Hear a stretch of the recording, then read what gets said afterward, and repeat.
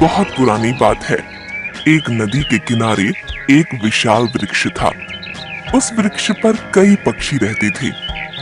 दिन में वे भोजन की तलाश में जंगल में जाया करते और शाम को पेड़ पर स्थित अपने अपने घोंसलों में लौट आते।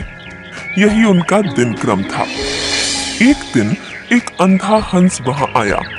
वह वृद्ध हो चला था। पक्षियों ने उसे दया भाव दिखाते हुए आश्रय दे दिया।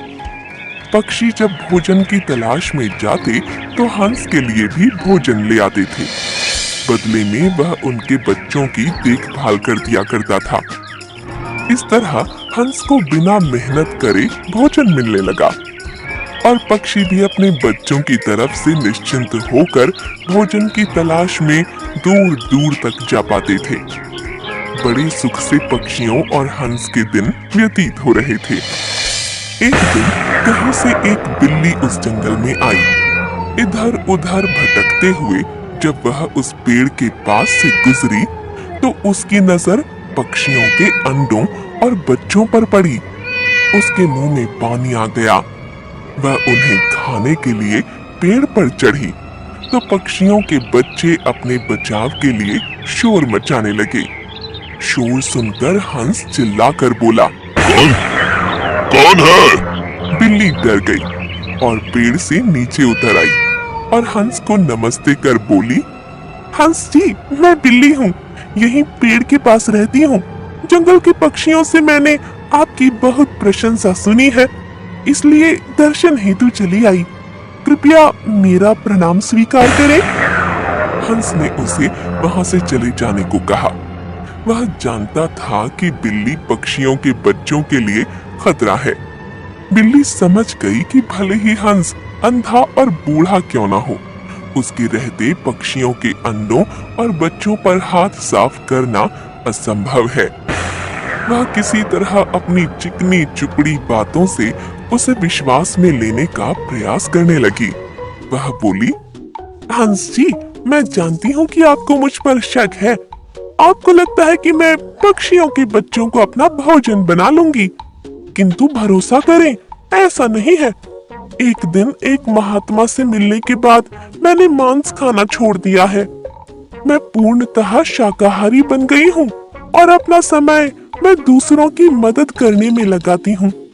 आपकी प्रशंसा सुनकर आपके सानिध्य में कुछ दिन व्यतीत करने का विचार कर आपके पास आई हूँ।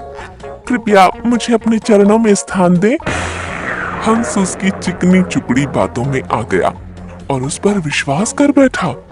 उसने उसे अपने साथ पेड़ पर रहने की अनुमति दे दी। बिल्ली तो यही चाहती थी। वह हंस के साथ उसी पेड़ पर रहने लगी और मौका पाकर एक एक कर पक्षियों के अंडे और बच्चे खाने लगी। एक एक कर अपने बच्चों और अंडों के गायब होने से सभी पक्षी चिंतित और दुखी थे। एक दिन सबने इसकी पड़ताल करने की ठानी। जैसे ही बिल्ली को इस बात का अंदेशा हुआ, वो पेड़ छोड़कर भाग गई। इधर पड़ताल करते हुए पक्षियों ने जब पेड़ के कोटर में झांका तो उन्हें वहां ढेर सारे पंख पड़े हुए दिखाई दिए। उन्हें लगा कि हंस ने ही उनके बच्चों को खा लिया है। वे सभी गुस्सा हो गए और चोंच मार मार कर बूढ़े हंस को मार दिया। बिल्ली पर विश्वास कर बेचारा हंस व्यर्थ में ही अपने प्राणों से हाथ धो बैठा। इस कहानी से हमें यह समझ आता है कि जिसके स्वभाव की जानकारी न हो उसे आश्रय नहीं देना चाहिए।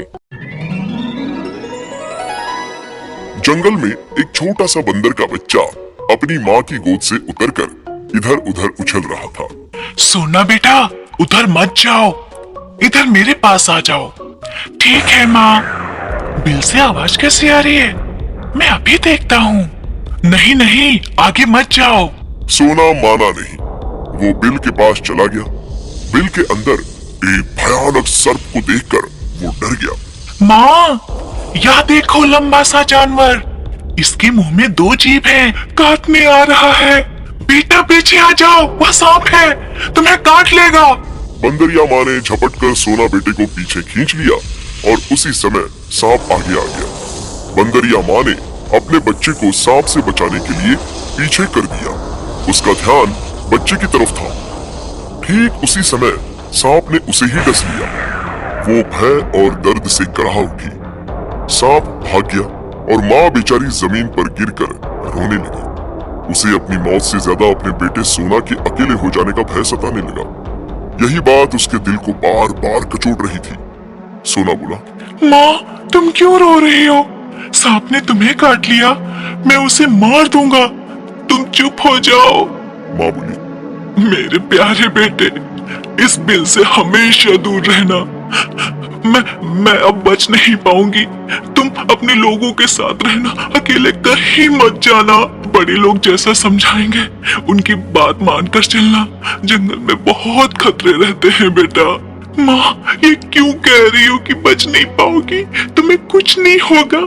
चलो उठो मेरे साथ चल। वो सांप फिर आकर काट सकता है, मैं उसे डंडे से मारूंगा।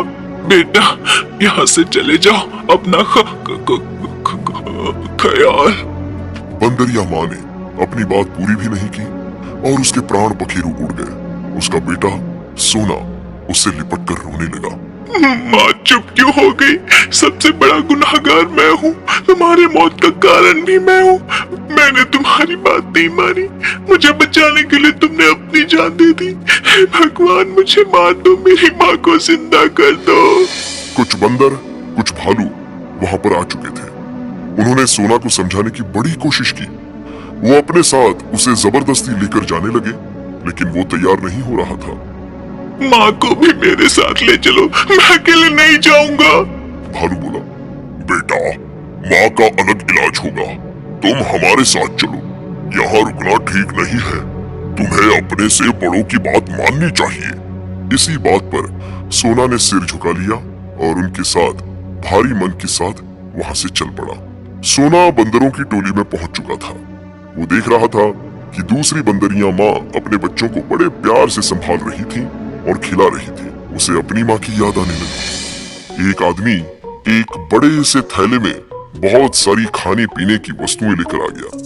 सारे बंदर उसके आसपास इकट्ठा हो गए। वो पैकेट बांटने लगा। बंदरों के अंदर पैकेट लूटने की होड़ मच गई। बड़े बंदर बंदरियां पैकेट लेते जा रहे थे। सोना उस भीड़ में खोस आ गया था। बंदरियां माँ पैकेट लेकर अपने बच्चों को खिला रही थी और स्वयं खा रही थी। सोना के हाथ में कोई पैकेट नहीं था। वो लाचार स्थिति में सबको देख रहा था। उसे कोई खिलाने के लिए नहीं आया। वो अकेले बैठकर आंसू बहा रहा था। सच कहें तो वो अपनी माँ को याद कर रहा था। वो मन ही मन सोच रहा था कि आज अगर माँ जिंदा होती तो पैकेट लाकर उसे भी खिला देती। बंदरों की भीड़ जब वहां से हट गई तब सोना इधर उधर देखने लगा। बंदरों के छीना झपटी के कारण जमीन पर गिरी हुई कुछ खाने की वस्तुएं उसे अपनी ओर आकृष्ट करने लगी। उसकी भूख ने उसे मजबूर कर दिया था और वो उन्हें उठाकर खाने लगा। एक भालू उसके पास चली आई। वो समझ गई थी कि सोना को बहुत भूख लगी है। सोना, मैं जानती हूँ तुम्हें बहुत भूख लगी है। तुम अपने आंसू पोंछ लो, आओ मेरा दूध पी लो। इतना कहकर भालू ने सोना को अपने पास ले लिया और दूध पिलाने लगी। थोड़ी देर में भालू का बच्चा राजा आ गया और उसने इस बात पर अपना एतराज जताया। माँ, तुम इस बंदर के बच्चे को दूध क्यों पिला रही हो? बेटा, यह भी तुम्हारा भाई है, इसे बहुत भूख लगी है। राजा बोला, ये बंदर का बच्चा है, मेरा भाई नहीं है। ए बंदर के बच्चे, चल भाग जा यहाँ से। ये मेरी माँ है, तुम्हारी माँ नहीं। बेटा, इसकी माँ अब इस दुनिया में नहीं है। अगर इसे हमने भी दुत्कार दिया तो यह कहाँ जाएगा? कुछ देर पहले जब सारे बंदर खाने के पैकेट खा रहे थे तब इस बेचारों को किसी ने नहीं पूछा। यह सोना भूखा प्यासा सबका मुंह देख रहा था। इसकी माँ नहीं है, इसे बड़ा दुख होता होगा। कोई बात नहीं, आज से हम दोनों भाई भाई। माँ, इसे दूध पिला दो, भूख लगी होगी। आओ सोना मेरे भाई, दूध पी लो। सोना बोला, आओ भैया तुम भी पी लो। राजा और सोना में दोस्ती हो गई। वो साथ साथ रहते, खेलते और घूमते थे। एक दिन दोनों नदी किनारे पहुंच गए। उन्होंने प्यास लगने पर नदी का पानी पिया और किनारे पर पानी का मजा लेने लगे। राजा पानी में उतर गया सोना, तुम भी आ जाओ, पानी में मजा आ रहा है। सोना बोला, राजा, पानी का बहाव तेज है, आगे मत जाना, पानी गहरा होगा। इसी बीच राजा का पैर फिसल गया और वो गहराई की तरफ चला गया। वो डूबने लगा। वो किनारे पर सोना की तरफ आने की कोशिश कर रहा था, लेकिन पानी का बहाव उसे और आगे ले जा रहा था। सोना भी राजा को देखते हुए किनारे किनारे भाग रहा था। इसके बाद किनारे पर एक पेड़ आ गया और उसकी जड़ पकड़कर सोना पानी में उतर गया। राजा भाई, मेरी पूंछ पकड़ लो। राजा ने पूंछ पकड़ने की कोशिश की, लेकिन पूंछ हाथ से फिसल गई। सोना पानी में तैरते हुए और आगे बढ़ गया। वो अपनी पूंछ राजा की तरफ बढ़ा रहा था। राजा ने उसकी पूंछ की जगह उसका पिछला एक पैर पकड़ लिया। सोना को तैरने में दिक्कत होने लगी। भैया, मेरा पैर छोड़ो और पूंछ पकड़ो, वरना हम दोनों ही डूब जाएंगे। पूंछ पकड़ लो भैया। सोना ने पैर जोर से हिलाया और अपनी पूंछ को राजा के हाथों की तरफ बढ़ाया। राजा के हाथों में पूंछ आ गई और सोना तेजी से किनारे की तरफ तैरते हुए बढ़ने लगा। बड़ी मशक्कत के बाद वो किनारे पर पहुंच गया और उसने फिर राजा भाई को जैसे ही खींचा कि एक लकड़बग्घा किनारे पर आ गया। अरे वाह, एक के बदले दो मिल रहे हैं। मेरी किस्मत के फूल खिल रहे हैं। अब आएगा असली मजा। सोना बोला, आप मुझे खा लो, आपका पेट भर जाएगा। मेरे भाई राजा को छोड़ दो, उसका परिवार है। मेरा इस दुनिया में कोई नहीं है। मेरे मरने से किसी को कुछ फर्क नहीं पड़ेगा। मैं हाथ जोड़ता हूँ, राजा को जाने दो, मुझे खा लो। नहीं नहीं, मेरे सोना भैया को मत छूना, मुझे खा लो। सोना बोला, नहीं नहीं, मुझे खा लो। मेरे रहते हुए मेरे सोना को कोई हाथ भी नहीं लगा सकता। सोना बेटा, मैं तुम्हारी माँ हूँ। ऐसा कभी मत कहना कि दुनिया में तुम्हारा कोई नहीं। ए लकड़बग्घे, रुक जा, अभी तेरा काम तमाम करती हूँ। बच्चों को डरा रहा था।